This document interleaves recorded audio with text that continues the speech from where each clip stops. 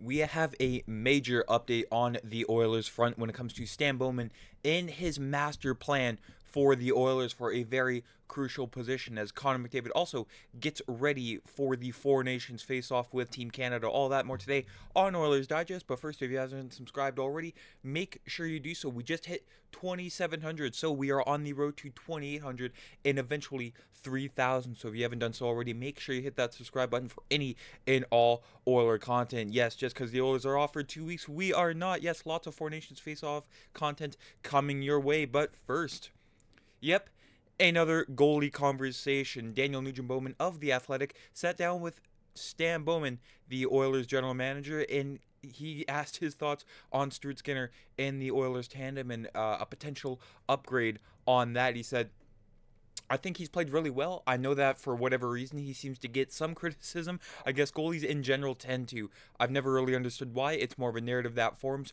Certain goalies are just for whatever reason immune from it. Even though maybe their performance isn't that good, they have this aura that like they are the guy and no one really questions them. Of course, many goalies throughout the history of hockey, yes, they have that immunity from the criticism, but they also have the resume that comes with it. Of course, Brodeur has his criticism, but 3 cups. Eddie Belfour, even the greats. Dominic Hasek had his criticisms in Buffalo when he couldn't drag those awful Buffalo Sabres teams to Stanley Cup. I know they got to one Stanley Cup final, but just couldn't get them past the finish line. But again, the goalies, sure, they get criticism, but they have the stats to back it up. But with Stuart Skinner, more often than not, he doesn't have that immunity. But when it comes to, the criticism from the fans in the media, Stan Bowman says it's just the randomness of fans or the media. I just look at how is he performing from November on? He's been very consistent. He's been a very good goalie. Goalies always have a goal here and there you don't like. The reality of the situation doesn't line up with the narrative sometimes.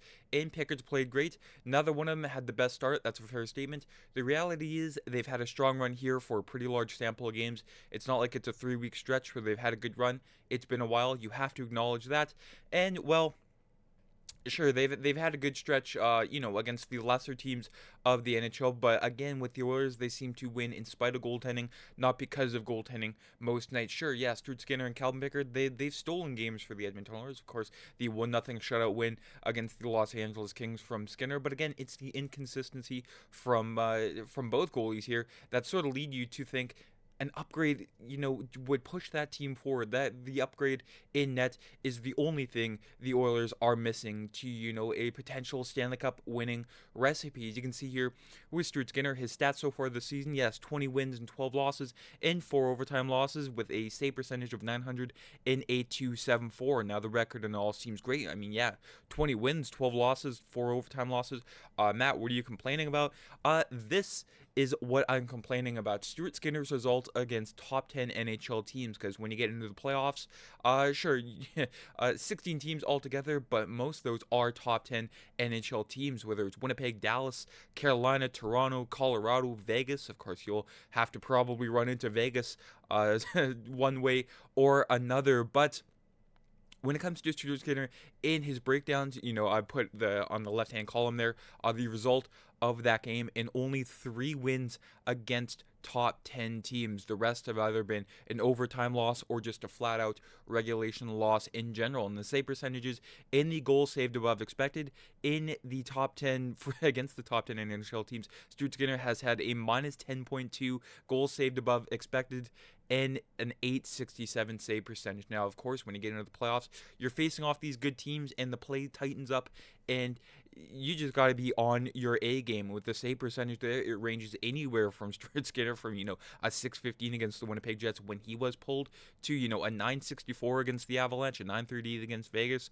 But again, he does have those stinkers there. Of course, the Washington game, a 786, the game he was pulled just recently, the Colorado Avalanche. Now, do I want Stuart Skinner to get better? Absolutely, but he just needs the consistency, and that's what, again, many Oiler fans are just simply asking from Stuart Skinner, and perhaps get him a partner that can push him to be better. No disrespect to Calvin Pickard. Of course, Pickard sort of elevated Stuart Skinner in the playoffs last year against Vancouver when Pickard did start 2 games, but you can't bank on that every year. If Skinner falters in the playoffs yet again, it could be a different opponent other than the Vancouver Canucks. Could be Vegas, could be Colorado, could be Winnipeg, could be anybody, but for the Oilers, they just need the consistency, and they, yeah, again, simply are not getting it from Skinner and Pickard here. They are not even ranked in, the top 32 goalies for goals saved above expected, where Stuart Skinner, 37 games played, minus 1.7, Calvin Pickard, 21, minus 4.2. Now, you can see, other goalies in there,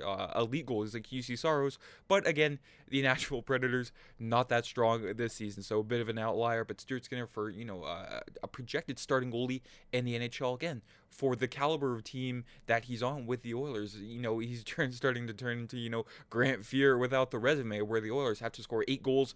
Meanwhile, he lets in 7. Of course, they got to outscore their mistakes. And, of course, the Oilers, sure, they're not, a 95 Devils, neutral zone trap kind of team. They are very well defensively. It's just the goaltending that sinks them more often than not. And, Stan Bowman asked about, potentially upgrading the goaltending position, and I don't know if it's a bit of a smokescreen here to keep the price low for any goalies that he's going after, but he says, well, we're looking at every option for improving, but I would say no, that's not a big issue with our team. After I just went on that whole tangent, I've got to do my job and run out every potential opportunity.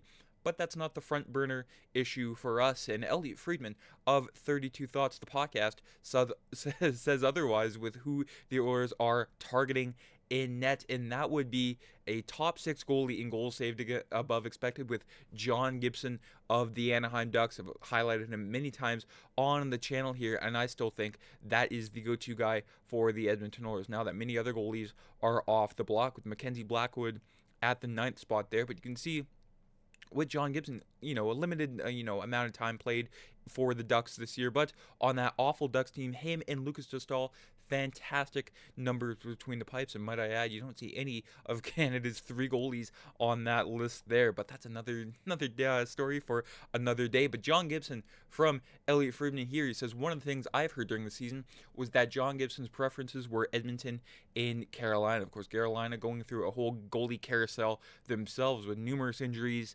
and again, just a problem in Carolina between the pipes. But one thing I heard is that Gibson wants a situation where he's going to be the number 1, and it's sort of going to be his job. He wants to be the guy, so I don't know if a Gibson-Skinner duo is going to work for him. And if that's what's keeping the Oilers from not trading for John Gibson, why not do it? Absolutely, why not do it? Of course, John Gibson, sure, 31 years old, but again, he's been on some pretty fantastic Ducks teams. Of course, he led the Ducks to the conference final in 2017, so he does have the caliber of going deep in the playoffs. Of course, sure, injury prone, he's been rusty these past couple of years, but again, the situation for Gibson is perfect. Revitalizes his career. Sure, you're in, a very tough media market in Edmonton, especially when you're a goaltender. You pretty much have to have, blinders on and headphones to keep the noise out. But Gibson, fantastic numbers. He would fit so well on this Oilers team. But because of the reason, the Skinner-Gibson tandem here, Elliot Friedman goes on to say, I don't know if Gibson in Edmonton is still as likely as I thought it might have been early in the season for that reason. We'll see how it all goes. But I heard that could potentially be a factor. Earlier in the season, I had heard that Gibson was a possibility for Edmonton. So, of course, the slow start for both Pickard and Skinner might have led Stan Bowman to go, okay, maybe we do need a goalie after all, but I'm not going to, show my hand this early in the season. But, of course, other teams make the moves. There's no excuse for Stan Bowman to say, why couldn't I have made a move myself? But John Gibson, $6.4 million, which, a little bit steep for my liking. But, of course, the Ducks could always retain that, but of course that would drive the price higher for the Oilers. But you have to go all in. One of these years you have to go all in for a goaltender or any big position. Of course, the Oilers did do that in 2023 with Matisse Ekholm, and that is their history of going all in. So John Gibson, again, could be retained, as the Ducks have only retained one contract so far with Cam Fowler. So still lots of room on the negotiating table for both teams. But again, man, would John Gibson excite me so much in an Oilers jersey. It's not so much pushing Stuart Skinner out of the picture. Of course, Stuart Skinner could take the reins over later on down the road when he's truly ready for it. Of course, I can't blame the guy shoehorned into the position after Jack Campbell turned into a block of Swiss cheese between the pipes for the Oilers. So, of course, Skinner not exactly the most ready. And of course, you could ask me, hey, why are you giving up on Stuart Skinner? He did lead the team to Game 7 of the Stanley Cup final last year. But if you look at the result, the Oilers had to come back from 3-0 down. So Gibson, huge upgrade for the Oilers. But we still have yet to see. We still have a month until the trade deadline. Trade deadline not until March 7th. Today being February 10th. Still lots of time. But there's still lots of time before the Four Nations face-off, as well as Team Canada in Connor McDavid get their first look together in the practice session this morning. Everyone, coming from their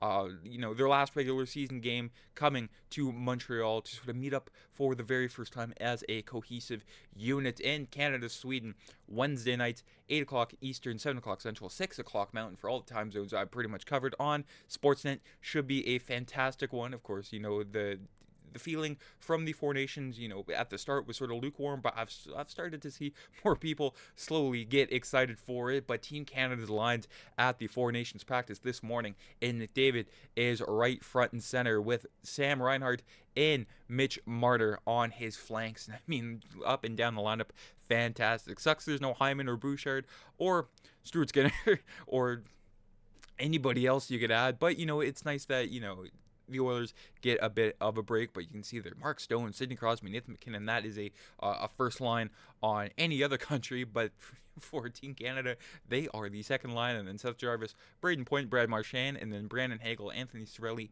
and Sam Bennett there, and then Devon Toews and Cale Makar, Shea Theodore, and Drew Doughty, who was replacing Alex Pietrangelo, almost forgot his name for a second. He's very, very forgettable in my mind. And then Josh Morrissey and Colton Parayko with Travis Sanheim as the extra defenseman. And then the starting goalie still hasn't been named for Team Canada just yet, but Aiden Hill, Jordan Binnington, and Sam Montembeault round out Team Canada. And Connor McDavid, surprisingly, cracked Power Play 1, that first Power Play unit at the Team Canada practice. I mean, that is just a cheat code in itself there. David, Reinhardt, McKinnon, Crosby, and Makar. Now on the other side here, taking a look at Team Sweden. Yes, the Oilers also represented by two Swedes here, with the Tre Kroner, with Victor Arvidsson on that fourth line, with Gustav Nyquist and Elias Lindholm. And then this should be an interesting pairing here with Mattias Ekholm and Erik Karlsson. So of course, Sweden, no slouches themselves here. I mean, there's a possibility any one of these four countries can take it there. But that is it for today's video. Let me know down in the comments what you think about the whole John Gibson situation, and do you think Stan Bowman is providing a smokescreen for his goalie strategy here, or do you think he will roll with Stuart Skinner and Calvin Pickard? Interested to hear your thoughts, and also your thoughts on Team Canada for the Four Nations face-off, as yes, we will be covering that here on the channel very, very extensively. That is it for today's video. Make sure you subscribe here to the channel, and folks, it's Monday. Have a fantastic week. Take care. I'm Matt.